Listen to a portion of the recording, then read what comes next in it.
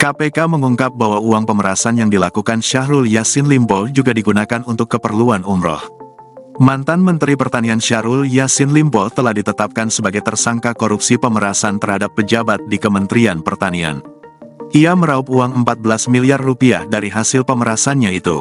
Uang itu digunakan untuk keperluan pribadi, mulai dari biaya cicilan mobil mewah hingga biaya umrah. KPK tengah mendalami perbuatan tindak pidana pencucian uang di kasus ini. Dia mengatakan KPK menemukan bukti permulaan uang yang dinikmati SYL bersama-sama dengan Sekjen Kementan Kasdi Subagiono dan Direktur Alat dan Mesin Pertanian Kementan Muhammad Hatta. Uang tersebut sekitar 13,9 miliar rupiah. Dia mengatakan penyidik masih menelusuri lebih lanjut. Dalam kasus ini, Syahrul, Kasdi, dan Hatta telah ditetapkan sebagai tersangka. Ketiganya ditahan selama 20 hari ke depan. Ketiganya disangkakan pasal 12 huruf E dan 12B Undang-Undang Pemberantasan Tindak Pidana Korupsi.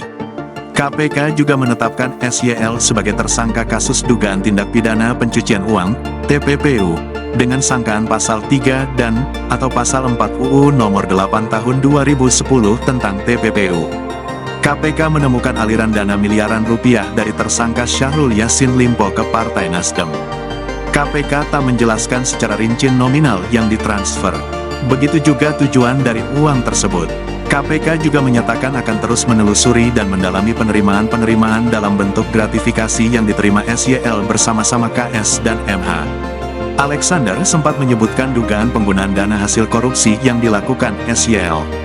Sementara, SYL sempat melakukan pemerasan kepada pejabat Kementan saat masih menjabat sebagai Menteri Pertanian.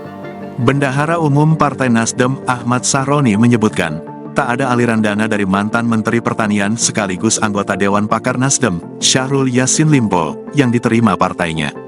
Sahroni mengatakan Syahrul cuma menyumbang dana sebesar 20 juta rupiah. Namun, uang itu diberikan Syahrul ke fraksi Nasdem, bukan partai.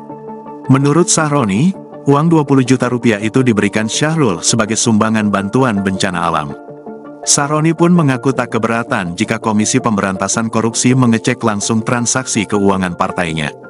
Dia memastikan, tak ada uang Syahrul yang mengalir ke Nasdem.